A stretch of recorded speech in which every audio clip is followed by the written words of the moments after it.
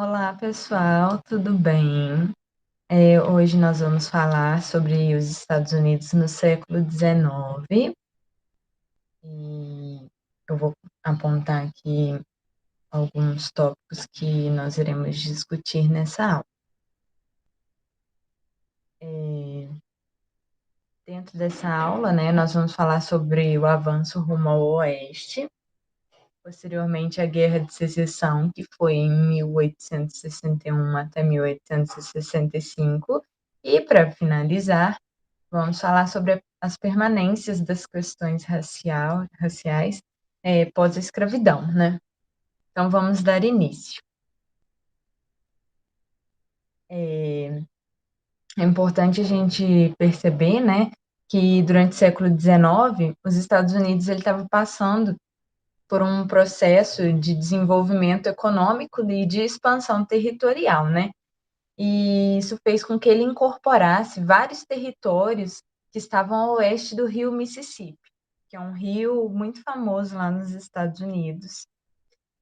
E aqui nós vamos ver quais foram as causas, né, desse avanço rumo ao oeste. Um dos fatores foi o demográfico, né, que estimulou a imigração europeia. Foi uma lei de 1862 chamada Homestead Act, né? E ela previa a distribuição de lotes na Terra do Oeste e fez com que o país crescesse, né, devido a essa imigração.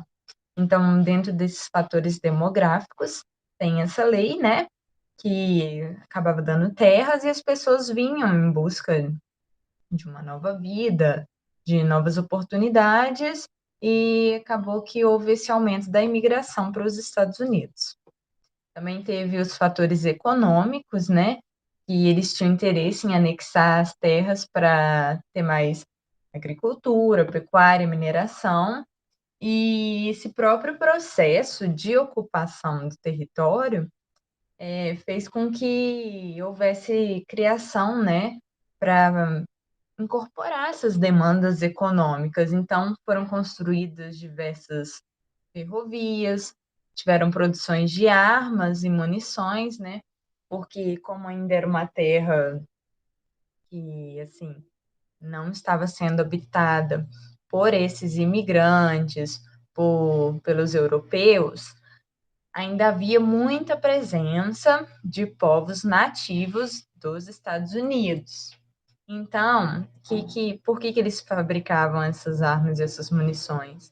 Porque esses povos, eles estavam ali, eles iriam lutar pelo seu local, pelas suas casas, pelas suas terras. Não era uma coisa pacífica assim, né? Chegava lá e os europeus ficavam com a terra e os nativos deixavam tudo bem. Não, aí eles acabavam partindo para os europeus, né? Eles acabavam partindo para uma tomada mais agressiva, uma tomada mais violenta, e acabou resultando na morte de vários desses povos nativos. Também teve a mobilização de recursos, né? Foi voltado para o deslocamento em larga escala dessa população e que colaborou para a introdução da indústria no norte do país, né? Pensando nessas questões econômicas, esse avanço territorial colaborava, né, para ter esse crescimento industrial. O norte acabava sendo mais desenvolvido em relação à indústria e o oeste, ali na parte do sul também, eles tinham uma outra característica econômica, que era mais voltado para uma questão de agricultura e de pecuária. Também tiveram fatores ideológicos, né? Fizeram com que esse avanço para o oeste se consolidasse, como, por exemplo, a doutrina do Destino Manifesto. O que era essa doutrina, né? Ela partia da convicção de que a população branca do país tinha características especiais que as diferenciavam dos demais. E resultado disso, ela tinha mais capacidade para explorar e ocupar as terras do continente. Ou seja, né, essa superioridade branca, aí fazendo com que eles achassem que tinham vantagens, que eles eram especiais, que eles tinham, né, esse direito de tomar essas terras, de colonizar da maneira como eles bem entendessem. A questão missionária e religiosa, né, dessa doutrina, servia para justificar as iniciativas como a guerra contra o México e o massacre dos povos indígenas, igual eu falei anteriormente, né?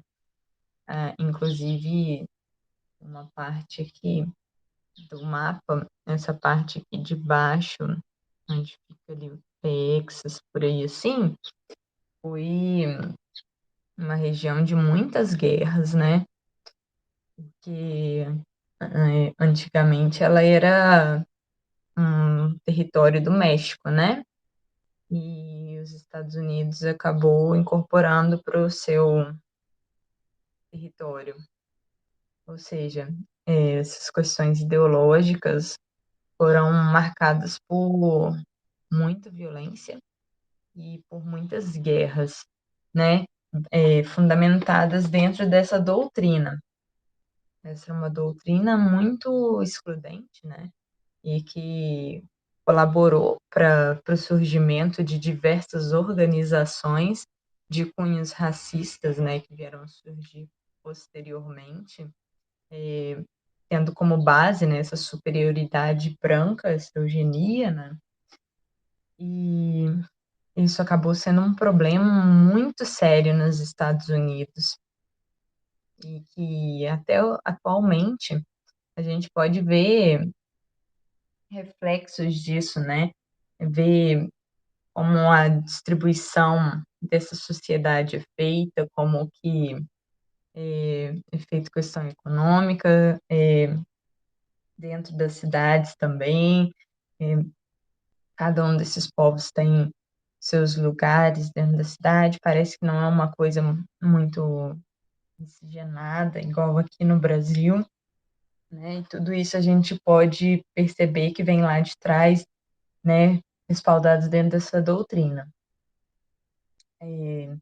Aí, desde a década de 1830, essa questão indígena ela já era um objeto de preocupação do governo norte-americano. E foi nessa época que houve a remoção forçada dos povos indígenas para o oeste.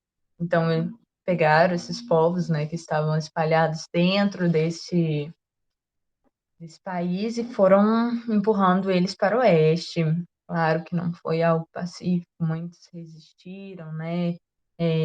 Eles tinham a sua ligação com o seu lugar de origem, eles tinham sua ligação com os seus povos, né? Sua própria cultura, e quando você acaba por retirá-los desses lugares e expulsar para um outro estado, uma outra cidade, né? Tem essa perda identitária e isso é algo muito importante para qualquer povo nativo de uma região, é a sua identidade, o seu lugar de origem, os seus povos, os seus próximos, né, os que estão ali. Ou seja, assim como no Brasil, os povos indígenas dos Estados Unidos sofreram muito, né, em relação a essa perda de terra, de identidade e de violência, né?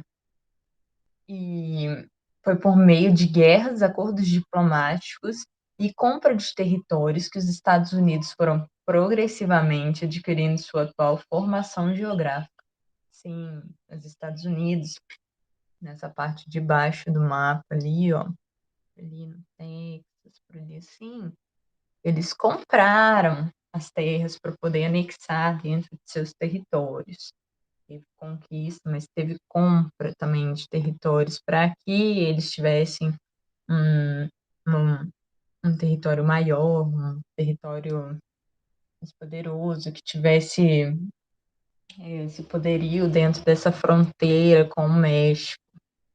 A gente vê até hoje, né, que essa parte aí dos Estados Unidos, ela é muito problemática, né, ela é alvo de diversas questões imigratórias, né, das pessoas da América Latina tentando entrar nos Estados Unidos. Então, para eles ali foi um ponto muito estratégico para evitar, né, que essas pessoas adentrem o seu país, o que,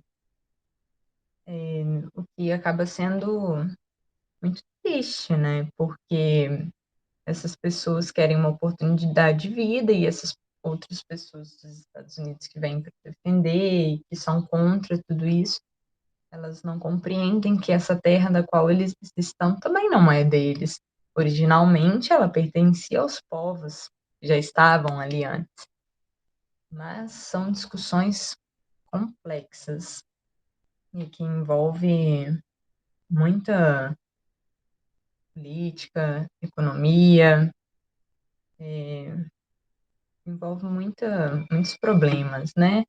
E para isso as pessoas têm que estar com a mente mais aberta para compreender o espaço onde elas estão. Aí passando para a Guerra de Secessão, né? Aí vem com a expansão econômica no século XIX, o norte e o sul dos Estados Unidos passam a ter cada vez mais diferenças. Ou seja, essas questões econômicas começam a ficar mais evidentes, né? O norte de uma forma, o sul de outra. Ó, vamos ver aqui. No sul predominava a agricultura para exportação, fundada no latifúndio escravocrata. E à medida que a economia industrial se desenvolvia, os latifundiários sulistas passavam a obter grandes lucros com as plantações de algodão. Ou seja, o sul era voltado mais para essa questão da agricultura, questão de latifúndio, mão de obra escrava, né? Enquanto isso que o norte do país teve um precoce desenvolvimento do comércio e do setor manufatureiro, já que desde o século XVIII, né, veio desencadeando um processo de industrialização. E as cidades do norte, elas se tornaram sede de uma próspera burguesia, com negócios se estendendo cada vez mais ao longo da fronteira oeste. O norte, então, era industrializado, ele veio sofrendo esse processo desde o período da Revolução Industrial na Inglaterra, né? Já veio tendo resquícios nos Estados Unidos, então ele acabou por se industrializar de forma mais precoce do que o sul do estado, né? E isso fez com que surgisse uma grande rivalidade entre os latifundiários do sul e os industriais do norte. Por quê, né?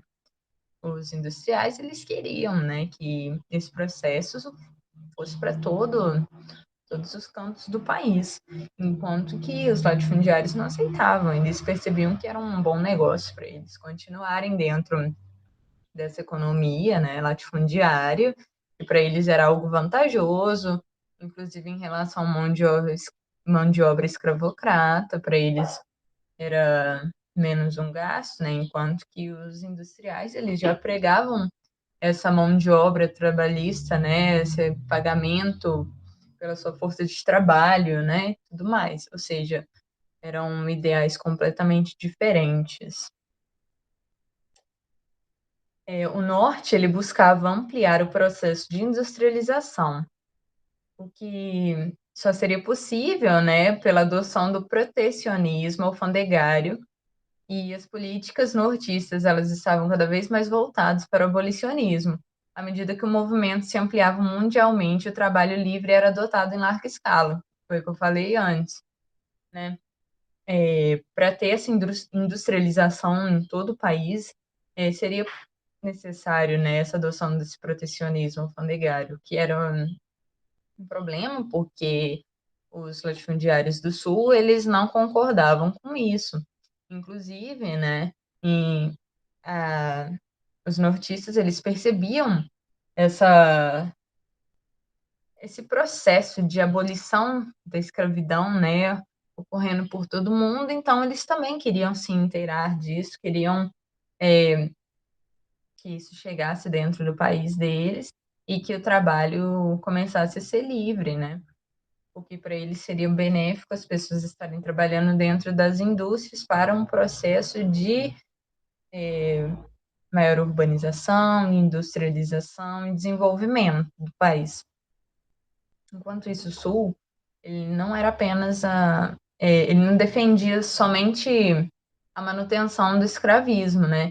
Mas ele também defendia uma política de livre comércio. E eles percebiam que esse protecionismo, né, elas poderiam afetar as lavouras de algodão. Eles tinham medo, né, que a partir do momento que esse protecionismo começasse, a Inglaterra começasse a intervir em algumas coisas e as lavouras de algodão começassem a sofrer, né, com isso, porque eles eram os principais exportadores de algodão para a Inglaterra, né, das manufaturas têxteis. E com a crescente política do norte, os sulistas começaram a erguer a bandeira de secessão, ameaçando se separar caso o projeto do norte se tornasse real. Essa figura aqui é da bandeira de secessão, né, da bandeira dos confederados, que eram dos países do sul que se uniram contra essas políticas econômicas do norte, e eles falaram, se começarem a colocar em prática essas ideias aí do norte, nós vamos querer separar. A gente não quer fazer parte disso, não. Nós temos nossa própria economia, nossos próprios pensamentos, nós queremos continuar com a escravidão do jeito que está, não queremos nenhum envolvimento com as ideias nortistas do país. Aí o que aconteceu, né? O Abraham Lincoln, que foi o presidente dos Estados Unidos, né, em 1861, né, que defendia os ideais do norte, acabou vencendo as eleições e os sulistas não aceitaram. Então, eles começaram a decretar que eles iriam se separar do país, né? E eles criaram os Estados Confederados da América, né? E o norte acabou não aceitando, falou assim, não vai separar nada não, vamos continuar todo mundo junto. E a partir disso começou a Guerra de Secessão, né? Uma guerra civil. E esse confronto ele se estendeu por todo o território, teve grande mobilização da população e foi muito sangrento, porque teve muita violência, uso de armas, de, de materiais que antes ainda não tinham sido utilizados em outras guerras, né? Então, como toda guerra, né, que utiliza de novos aparatos, ela vem sendo cada vez mais violenta porque vão se especializando, né, nesses artefatos de quais são melhores, né, para que se tenham um bom empoderamento e uma boa defasagem dos adversários. E devido aos fatores econômicos, né, e com a maior população, quem saiu vitorioso foi o norte, e com isso foi redigida a 13ª emenda à Constituição dos Estados Unidos. O que era essa 13ª emenda? A abolição da escravidão em todo o país. Ou seja, o Sul não teve nem o que falar, assinaram essa emenda e com isso se aboliu a escravidão em todo o país. A elite do Sul, né, foi obrigada a se subordinar à burguesia do Norte. As medidas protecionistas alavancaram o desenvolvimento industrial dos Estados Unidos e a partir disso, né, que ele se tornou uma das principais potências mundiais, passando por esse processo de industrialização e questões econômicas. Com o fim da guerra, a elite do Sul, né, passou a governar somente no âmbito estadual. E devido ao caráter federativo da República dos Estados Unidos, foi permitido aos governos do Sul a criação de leis segregacionistas, ou seja, leis de separação de pessoas pela cor, que reconhecia o fim da escravidão, mas estabelecia uma discriminação, limitando o direito da população negra, estabelecendo sérias restrições à circulação, ao trabalho e à educação. Ou seja, quem assumiu esse, esses governos estaduais, né, obviamente foram as elites brancas, que estavam, eh, muito próximas, né, da doutrina do Destino Manifesto, né, e com isso eles se viam como superiores e acabavam impondo restrições às populações negras dos estados do sul. Aí, enquanto isso, a elite WASP, que significa brancos, anglo-saxões e protestantes do sul, passou a intimidar a população negra por meio de atos de violência, né? E foi dentro dessa elite, né, que surgiu a famosa Ku Klux Klan, que era um grupo, né, de brancos extremamente racistas que tinham como objetivo atacar a população negra com total violência, às vezes matando também essas populações, como uma forma de demonstrar todo o seu poderio branco sobre essas populações. Ou seja, um grupo completamente segregacionista e racista.